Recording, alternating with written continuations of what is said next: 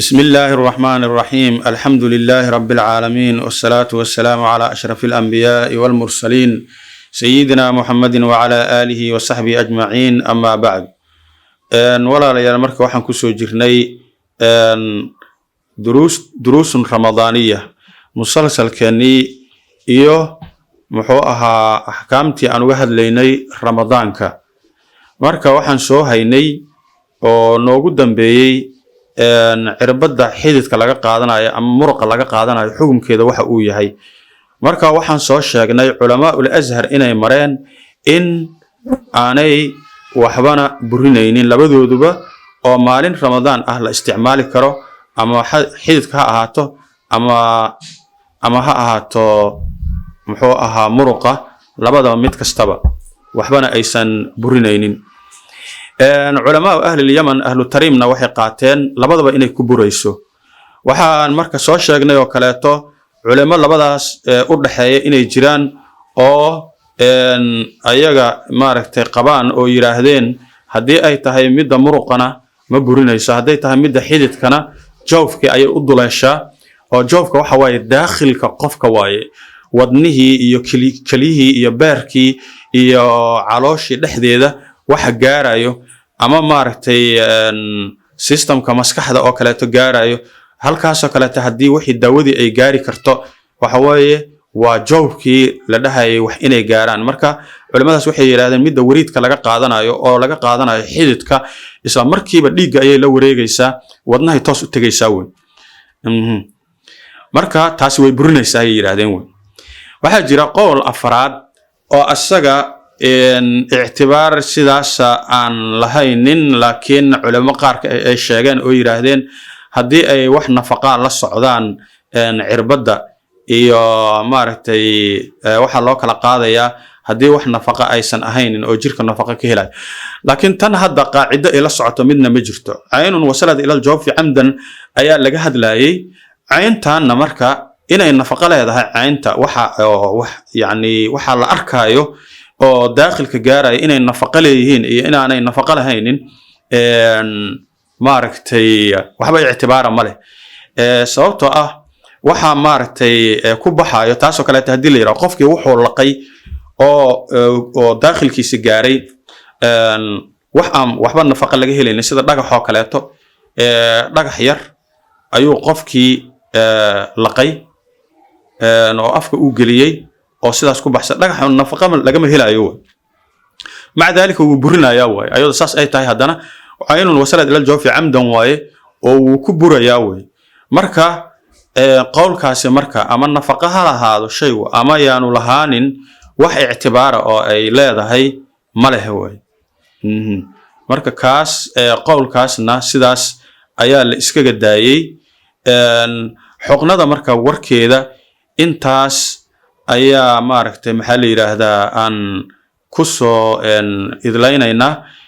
waxaan galeynaa qayb kale oo ah waxyaabihii waxaan soo wadnay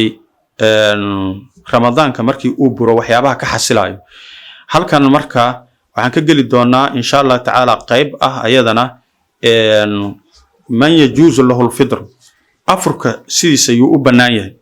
waxa la yiri آية القرآن كإلهي سبحانه وتعالى ومن كان منكم مريضا أو على سفر فعدة من أيام أخر وحال يري قفكي أدينك إذن كمد أو مريض أو حنونسا أما مسافر معلومة كاليتو أيا لقد دون يا هاليري معلومة كاليتو تردو ده معلومة كفا كذي أو أما سفر كأوغا كذي أما حنون كأوغا كذي معلومة كاليتو إنو سوق الليو أيا لقد ربا أو دوشي سأهاتيو مركا مريض كمرك waxa loo kala qaadayaa mariid la leeyahay uu xanuunsan yahay laakiin se xanuunkan hadda lama soomi karo xanuunkan haduu ka bogsado laakiin uu soomi karaa way mariidkaas oo sidaas oo qofka xanuunsan oo sidaas waxa u banaan inuu afuro hadda xilligan la joogo laakiin hadhowdii markuu bogsado inuu soomkii soo qaleeyo maradkiisu haduu yahay maradka aan yaani dhaqaatiirtu ay sheegaan qofkaan bukaan socod waa iska bukaan socod mana la soomi karo soomka yaani hadda hadii uu damco inuu soomo oo isku dhibo wax dhibaato ka soo gaaraysa way qofkaasi bukaan socodka iska ah fidyo ayaa laga doonayaa way fidyadii marka baab ay leedahay gooniyan u sheegi doonaa qofkaas waxa laga doonayo ama fidyadoo dhan waxay ku imaan fidyadu meelo badan ay ku imaatay sida kafaaratul jimaaci oo kaleeto iyo mariidkan iyo xaamiladii iyo murdicadii iyo waxaas oo dhan ku yimaadeen baab gooniyan ku sheegaynaa insha Allah marka mariidka marka labadaas noocba waxa weeye midna waa bukaan socod oo maba laga doonayo asaga qada lagama doonayo fidya laga rabaa waa inuu cunto iska bixiyo mud oo dacaam inuu bixiyo musaafirka asaga waxa la yiri waa qofka safarkiisu safar mubaax uu yahay oo safarkiisa safar oo yaani macaasi oo dambi ah uusan ku kasbanaynin way qofkaani wuxuu rabaa 100 kilomitir kadib markuu tago meeshaasi inuu dad jooga soo dhaco ama isbaaro uu sameesto ama maaragtay meesha uu dhib ka geysto ama wax ilaahay uu raali ka ahayn ayuu u socdaa qofkaas sidaas oo safarkiisu safar macaasi uu yahay oo safarkiisu ku dambaabayo waxa weeye soomkii waa laga rabaa qofka la leeyahay soomka lagama doonayo oo waa u banaan tahay inuu afro waxa weeye qof safarkiisu uu mubaax yahay xataa wax yaani ganacsi u socda hadii wax ajri laga helayo uu u socdana waaba ka sii baabul awla waxa weeye soomkiisi uu maaragtay inuu afro ayaa u banaan way waalidiintiisi oo halkaas jooga inuu soo ziyaarto u socda wuxuu rabaa inuu soo ziyaarto maaragtay muallimkiisi walaalihiisi ikhwaankiisi waalidkiisi dad sidaas oo kale taa safar noocaas ayuu u socdaa way ama waxa weeye safarul cilmi ayuu u socdaa ama safarul ganacsi u socdaa safarul tijaaro u socdaa waxaas oo dhan marka la isku daro waxa weeye waa safar maartay mubaax way safarkaas mubaax la doonayaa ma ogi haduu safarkii dambi uu noqdo waxa weeye salaadiina uma gaabin karo soomkiina uma maaragtay afuri karo marka waxaana la doonayaa safarkaasi inuu safarkii salaada loo gaabin jiray oo markii la raajiciyo waa 96 kilomitir ayaa la sheegaa weeye laakiin yani markii la raajiciyo ilaa 100 kilomitir oo kaleeto safar noqonayo way 100 kilomitir ka kor markii uu u socdo oo meel ka sareysa uu u socdo markaas weeye qof oo u socdo maaragtay 30 kilomitir iyo 40 kilomitir iyo 50 kilomitir iyo qof u socdo waxa ma gaabinayo weeye waxba ma gaabinayo weeye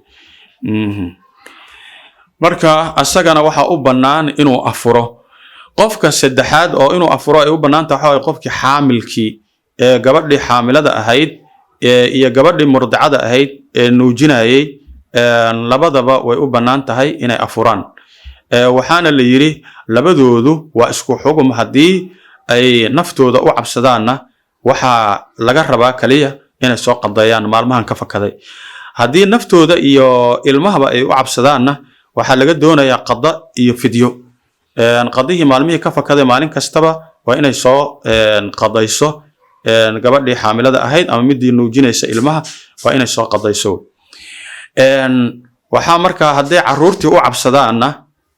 naftoodii iyo caruurtiiba way u cabsadeen waxa laga rabaa qadihii iyo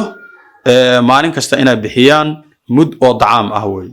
waa maaragtay mudkaasna waan sheegi doonaa kombo oo maaragtay miisaankeeda loogu tala galay in la bixiyo iyo inta ay tahay kilogram amal ay ku imaanayso waan sheegi doonaa biidnillaahi alkariim marka afartan maaragtay qofood waxa u banaan inay afuraan waxa lagu shaneeyaa qofka ka cabsaday man khaafa ala nafsihi min alhalaki yani inuu qofkaani u dhinto soomkii oon aad u daran ayaa qofkii soo wajahay qabtay ama baahi aad u daran markaas qofkaasi naftiisa ma halaajinayo waliba waajib ay ku tahay inuu afuro qofkaasi markii uu oomkii aad uga bato waxa laga doonayaa qofka naftiisa inuusan gooynin oo uu afuro ayaa laga doonayaa way qofkaasna waxa u banaan asagana inuu afuro qada iyo kafaarana midna laga rabo qofkaas marka qaybtaana intaan ayaan ku sinaynaa wabillahi tawfiiq wassalaamu alaykum wa rahmatullahi